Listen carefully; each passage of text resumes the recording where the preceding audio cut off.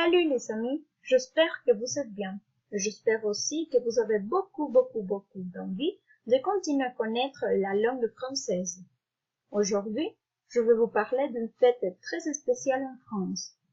Car, au moment d'apprendre une langue, il faut savoir que se rapprocher à la culture est aussi important qu'apprendre des mots ou de la grammaire. Et il faut dire que la francophonie est une riche et délicieuse culture.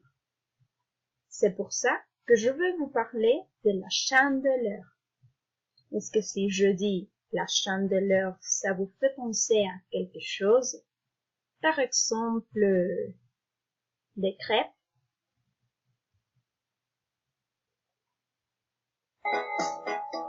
C'est la fête aux chandelles, c'est la fête aux chandelles, c'est la Chandeleur. Nous préparons des crêpes, nous préparons des crêpes, c'est la Chandeleur. Une des traditions les plus importantes en France, c'est la Chandeleur, que l'on connaît normalement par les délicieuses crêpes. Mais, quelle est l'origine de cette fête? Bon, comme beaucoup de traditions, c'est une longue histoire avec plusieurs versions. On a des histoires païennes, des histoires religieuses ou des histoires du climat, toutes autour de la Chandeleur. La première version que je vais vous présenter, c'est celle qui commence avec une fête païenne, la Lupercale. Chez les Romains, cette fête du 15 février était en l'honneur du dieu Pan, représenté comme une créature chimérique, ni homme ni bouc, protecteur des bergers et des troupeaux. Les gens fêtaient toute la nuit par les rues avec des flambeaux et on mangeait des galettes de céréales pour évoquer la revenue du soleil. Mais le pape du moment, Gélas Ier, a décidé de remplacer cette fête païenne pour une fête chrétienne fixée le 2 février. En 472, le pape en fait une fête religieuse qui deviendra la célébration de la présentation de Jésus au temple. On organise alors des processions aux chandelles le jour de la Chandeleur, selon une technique précise. Chaque croyant doit récupérer un cierge à l'église et le ramener chez lui. On faisait bien attention à la garder allumée, car elle représentait Jésus, la lumière du monde. La Chandeleur vient du mot chandelle.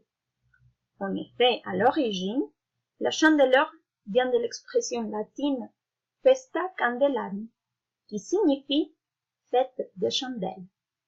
Car la bénédiction des cierges se déroulait ce jour-là. Par ce jour à Rome, le pape recevait aux pèlerins avec des pièces du pain.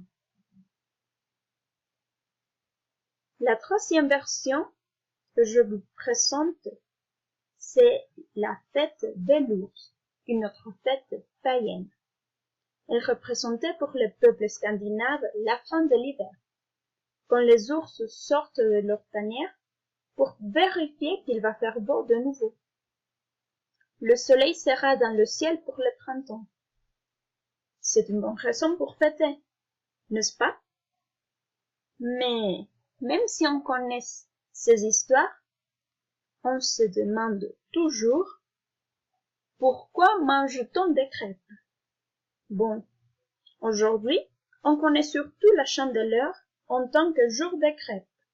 Par leur forme ronde et dorée, les crêpes rappellent le disque solaire, évoquant le retour du printemps après l'hiver sombre et froid. Il existe aussi une symbolique liée à la confection des crêpes. Par exemple, on fait parfois sauter les crêpes de la main droite en tenant une pièce d'or à la main gauche, afin de connaître la prospérité pendant toute l'année. On dit aussi que la première crêpe confectionnée doit être gardée dans une armoire et qu'ainsi la prochaine récolte sera abondante. À l'occasion de la Chandeleur, toutes les bougies de la maison devraient être allumées. La tradition demande aussi ne ranger la crèche de Noël qu'à partir de la Chandeleur, qui constitue la dernière fête du cycle de Noël. Donc, mes amis, après savoir de quoi est-ce qu'il s'agit, la Chandeleur, je vous invite à recréer cette fête de la Chandeleur et profiter des crêpes avec un peu de miel, de confiture, de beurre ou de chocolat. C'est la fête aux chandelles, c'est la fête aux chandelles, c'est la Chandeleur. Nous préparons des crêpes, nous préparons des crêpes, c'est la Chandeleur. À bientôt!